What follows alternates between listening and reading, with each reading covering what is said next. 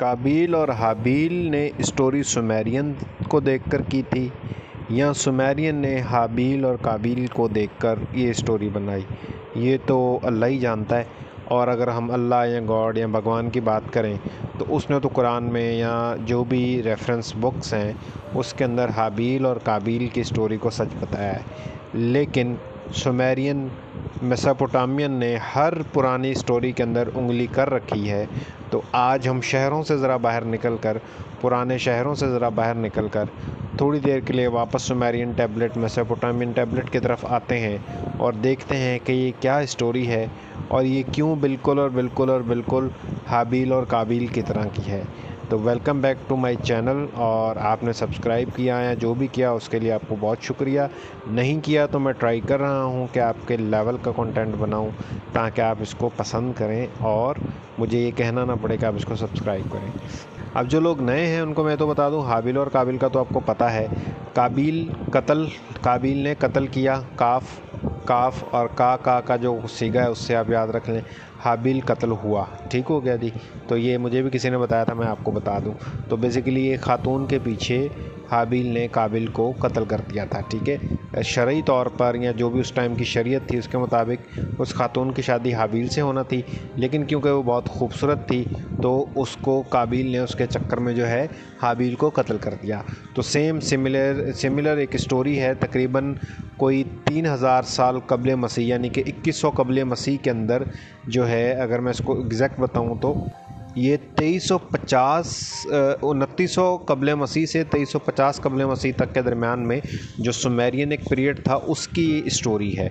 और ये स्टोरी जो है वो रेफरेंस है एक उर्क नाम का शहर था। उर्क नाम के शहर के ऊपर मेरे चैनल पे एक ऑलरेडी वीडियो मौजूद है, आप देख लीजिएगा। ये वीडियो जो है वो हज़रत इब्राहीम अलैहिस्सलाम का शहर था जो उर्क है, लेकिन उसमें सारे रेफरेंसेस वीडियो में मैंने दिए हुए हैं, आपको बहुत अच्छे तरीके से समझ आ जाएगी। तो ये स्टोरी उस उर्क से बिलोंग करती है और इस स्टोरी को जो है एक नज़म की सूरत में, एक गज़ल की सूरत में लिखा गया था। और इसकी जो ये मिली, ये वाली पत्थर की जो तख्तियाँ मिली जिन पे ये स्टोरी लिखी हुई थी, वो निपुर, उर और लगाश की जो साइट्स हैं इराक़ के अंदर यानी पुराना मेसोपोटामिया के अंदर, ये वहाँ से मिली। और अब आपको ये बताने की तो ज़रूरत नहीं होगी कि हर कीमती चीज़ जो है ब्रिटिशर्स ने चोरी करके ब्रिटिश म्यूज़ियम में रखी हुई है। तो ये इस टाइम इसकी बाक़ियात या जो स्टोरी है वो उसका मेजर पोर्शन जो है वो ब्रिटिश म्यूज़ियम में है और कुछ थोड़ा बहुत इराक़ी म्यूज़ियम के अंदर भी वो मौजूद है। अच्छा जी, अब आ जाते हैं हम स्टोरी की तरफ। तो स्टोरी के अंदर हाबिल और काबिल की तरह दो करैक्टर थे। एक करैक्टर का नाम था डुमुजिड और दूसरे का नाम था एनकिमडो, ठीक है। डुमुजिड और एनकिमडो।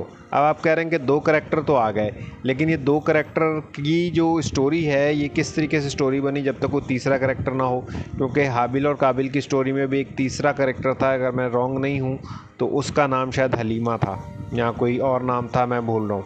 खैर, अभी इसमें हम नहीं जा रहे। तो जो इस स्टोरी के अंदर जो है वो तीसरा करैक्टर था जिसकी वजह से सारी जंग हुई, जिसकी वजह से सारा मसला हुआ, लेकिन बेसिकली जंग नहीं हुई, ठीक है। बेसिकली जंग नहीं हुई, सिर्फ एक रकाबत रही, एक हसद रहा, एक राइवलरी रही, सही है। तो तीसरा करैक्टर था इनन्ना देवी। अच्छा जी, इनन्ना देवी की एक तो वीडियो मेरे पास मौजूद है। ये सुमेरियन की बहुत ही खूबसूरत देवी थी, 2000 साल तक इसकी पूजा होती रही। आप उसकी वीडियो ज़रा देख लेंगे तो आपको आइडिया हो जाएगा। और ये बड़ी अकल की देवी थी और इंसान दोस्त देवी थी। तो जो डुमोजिड और एनकिमडो जो थे ये दोनों इसके इश्क में गिरफ़्तार हो गए थे, सही है जी। अच्छा, डुमोजिड क्या था?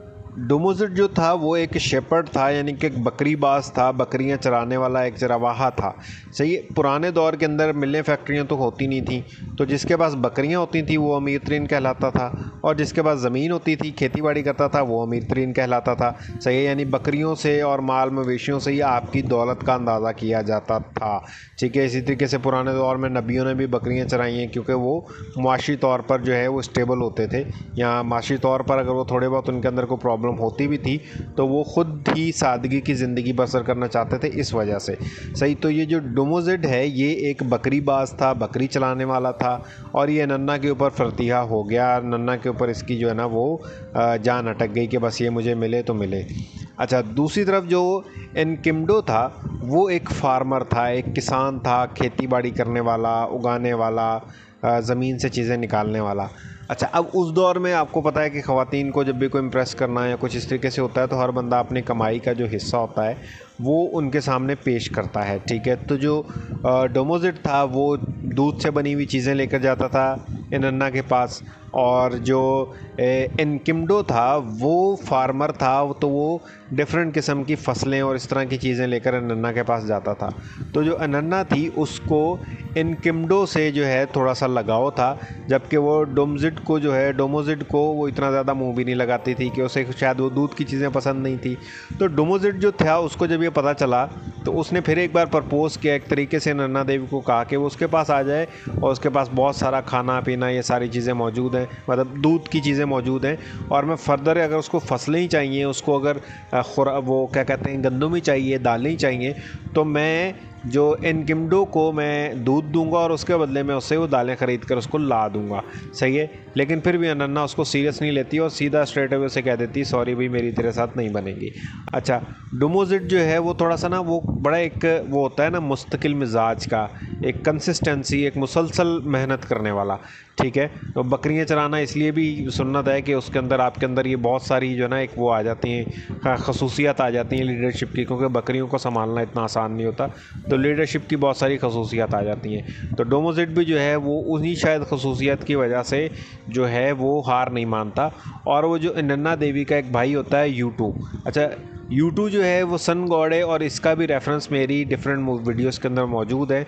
अगर आप थोड़ी सी वीडियोस मेरी इसमें देख लेंगे तो इसमें आपको यूटू जो देवता है सन गॉड, इसके बारे में प्रॉपरली सारी डिटेल सब कुछ मिल जाएगा। अगर कुछ रह जाए तो कमेंट कीजिएगा, मैं आपको बता दूंगा।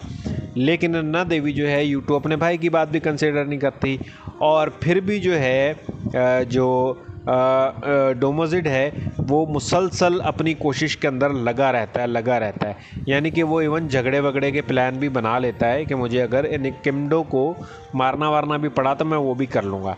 लेकिन यहाँ पर और हाबिल और काबिल की स्टोरी के अंदर एक थोड़ा सा टर्न आता है। वो टर्न ये आता है कि जो इनकिम्डो है उसको जब पता चलता है डोमोज़िट जो है वो इनन्ना के पीछे मरने मारने पे तुला हुआ है, तो वो इनकिम्डो जो है वो डोमोज़िट के पास जाकर बैठता है और उससे थोड़ी सी सुलह कर लेता है। उसे कहता है यार मतलब बी माई फ्रेंड, ठीक है, मेरा दोस्त बन जाओ, और इस चीज़ के लिए मार धाड़ करने की ज़रूरत नहीं है, और इस चीज़ को थोड़ा सा किस्मत पे छोड़ दो। सही है, मैं ख़ुद भी नहीं चाहूँगा कि नन्ना जो देवी है वो मेरे पास आए और तुम्हें नाराज़ करे। सही है, तो बेसिकली इस स्टोरी के अंदर लास्ट में जंग नहीं होती है, वो आपस में सुलह कर लेते हैं, ठीक है, वो आपस में सुलह कर लेते हैं। और फिर उसके बाद जो सिम है, नज़म है, उसके अंदर कुछ मज़ीद ज़्यादा डिटेल नहीं मिली, लेकिन जो दाएं बाएं का और इस टाइप का कोई लिटरेचर या कोई चीज़ वीज़ मिलती है तो उसके अंदर ये मिलता है कि नन्ना देवी जो है वो फिर लास्ट में जो है डोमोज़िट के पास ही चली जानी, जो शेफर्ड जो बकरीबाज होता है उसके पास ही चली जाती है। मे बी उसको पसंद आ जाता हो कि नहीं यार ये बंदा बड़ा अच्छा है और बहुत ही ज़बरदस्त किस्म का बंदा है, क्योंकि मुसलसल इसने मेरे पीछे जो है ना मेरा पीछा किया और मुसलसल मेरे साथ ये आता रहा, और यानी कि मेरे घर के चक्कर लगाता रहा मुसलसल, तो वो उसकी तरफ चली जाती है। अच्छा, अब जो ये डोमोज़िट है इसको जो अकेडियन के अंदर अगर हम चला जाएं तो टैमुज़ भी इसको कहा जाता है, टैमुज़, ठीक है, टैमुज़ भी इसका नाम है। और क्या कहते हैं, अगेन मैंने इनका ड्यूरेशन बता दिया। सुमेरियन का जो है ये इसी दौरान ये सारी कहानी पेश आई, और आज से अगर लगाएं तो तकरीबन 5000 साल पहले की बात बनती है। तो ये थी आज की स्टोरी, और ये प्रॉपर रेफरेंस के साथ बनी हुई स्टोरी है। इसको क्रैमर एक सुमेरोलॉजिस्ट है, उसने जो है एक the a study of spiritual and literacy achievement in third millennia, इसके अंदर जो है इसने इसको लिखा है, और ये कोई पेपर शाया हुआ था यूनिवर्सिटी ऑफ पेनिसोनिया वाली प्रेस ने 1944 में इसको जो है वो पब्लिश किया था। फिर उसके बाद है जैकबसन है एक, उसने 1976 में इसके ऊपर काम किया। फिर ब्लैक और जेरेमी है, उसने भी 1992 के अंदर इसके ऊपर यूनिवर्सिटी ऑफ टेक्सास के अंदर जो है इसने इसके ऊपर काम किया। तो मतलब ये स्टोरी जो पुरानी पत्थरों की तख्तियों को तर्जुमा कर कर और उसके बाद आगे उनको जो है ना हम तक पहुंचाना, तो इन्हीं लोगों का काम है। अच्छा, इसके अंदर एक और थ्योरी, एक और कॉन्स्पायरेसी पाई जाती है कि जो इल्यूमिनाटीज़ हैं उन्होंने पत्थर की तख्तियों का जो तर्जुमा किया है वो अपने तरीके से किया है, और उन्होंने हर वो स्टोरी जो बाइबल कुरान या तौरात या इन चीज़ों से, जो आसमानी बुक्स हैं, जो मुसलमानों की बुक्स हैं, जो कि दुनिया की 7 अरब इंसानों की अक्सरियत जो उन बुक्स को मानती है, तो उन्होंने उस टाइप की जो स्टोरीज़ हैं वो इससे घड़ ली। ठीक है, यानी कि ये सैलाब की स्टोरी भी आपको मिल जाएगी कि वहाँ पर ये गिलगमेश के पास आया था। सही है, यानी कि सारी स्टोरी जो हैं वो सुमेरियन लिटरेचर, मेसोपोटामियन लिटरेचर के अंदर मिल जाएंगी। तो अपेरेंटली ये यही लगता है कि इन्होंने मुसलमानों को किसी जगह पर कॉन्फ्रंट करने के लिए, या ईसाइयों को, या अहले किताब वालों को, एवं हिंदुओं को भी किसी जगह पर कन्फ्रंट करने के लिए उन्हें ये कहा गया कि भाई जो तुम्हारे जो भी पुराने लोग थे उन्होंने ये सुमेरियन स्टोरियाँ सुनी हैं, और ये पुराने सुमेरियन ज़हीन लोग थे, क्योंकि सुमेरियंस का अनुनाकिस के साथ ताल्लुक़ था। तो अनुनाकिस आकर उनको वो स्टोरियाँ बता गया और उन्होंने तुम्हें बता दी, और तुमने अनुनाकिस को फ़रिश्ते और खुदा के भेजे हुए फ़रिश्ते और नबी और पता नहीं क्या क्या मान लिया, जबकि एक्चुअल में स्टोरियाँ ये अनुनाकिस की बनाई गई हैं। तो ये भी एक कॉन्स्पायरेसी थ्योरी है, और थोड़े से फैक्ट इस तरह के हैं और चीज़ें इस तरीके की हैं कि लगता भी है कि मे बी वाकई स्टोरी हो, क्योंकि जो पत्थर की तख्तियों पे लिखा गया है उसका जो तर्जमा है, जो भी चीज़ की गई है, कोई एक ऑथेंटिक तो नहीं है। वो दाएं बाएं से उन्होंने डिफरेंट जोड़ तोड़ करके कुछ ना कुछ निकाला कि हाँ यार ये इसका मीनिंग बनता है। सही है, कोई एक ऑथेंटिक होता है ना, नहीं यही लिखा था, सही, उसका मतलब और भी कुछ बन सकता है। तो ये भी एक कॉन्स्पायरेसी थ्योरी है, इसको कॉन्स्पायरेसी कह लें, या ये सच भी हो सकता है, या लोग इस तरह भी सोचते हैं। मेरा काम ये है कि आप तक ये चीज़ को, मैं स्टोरी को पहुंचा दूं कि लोग किस तरीके से सोचते हैं, कैसे करते हैं, किस तरीके से जो है ना लोग चीज़ों को ले रहे होते हैं। तो मेरा काम है मैं आप तक पहुंचा दूं। अभी आपके ऊपर है, यहाँ तो आप सिर्फ स्टोरी सुने ताकि कल को आपको जाहिल ना कह सके कि जी हाँ सुमेरियन तख्तियों पर क्या लिखा हुआ है, वो हमें भी पता है। या फिर जो है आप कम से कम जो है ना वहाँ पर बैठे हुए बिल्कुल ये ना हो कि यार ये पता नहीं कौन सी बातें कर रहे हैं। तो आज की स्टोरी यही थी, और फिर इंशाल्लाह कल मिलते हैं नई स्टोरी के साथ। मैं ये छोटे छोटे पार्ट के अंदर स्टोरी इसलिए देता हूँ ताकि बहुत ज़्यादा आपका जो है वो जो ध्यान भी और इसके अंदर रहे, और दूसरा ये कि आपको चीज़ें थोड़ी सी समझ आ जाएं और आप थोड़ा सा कनेक्टेड रहो, अटैच रहो। तो बस जी ये है आज की स्टोरी, और नेक्स्ट डे तक मासलामा, नेक्स्ट स्टोरी तक मासलामा। हैंस होंगी सारी इन्फॉर्मेटिव स्टोरी विद रेफरेंस की होंगी, फालतू की स्टोरी मैं नहीं डालूंगा इसके अंदर, विदाउट रेफरेंस भी नहीं डालूंगा। सही है, तो इसलिए एजुकेशन लोगों के लिए भी ये बेहतरीन है, नॉर्मली जिन्होंने सिर्फ सफ़र करते हुए कुछ स्टोरी सुननी उनके लिए भी ये बेहतरीन है। तो बहरहाल मैं आपके इल्म में इजाफ़ा करने की कोशिश कर रहा हूँ, और बेसिकली मैं अपने इल्म में इजाफ़ा कर रहा हूँ।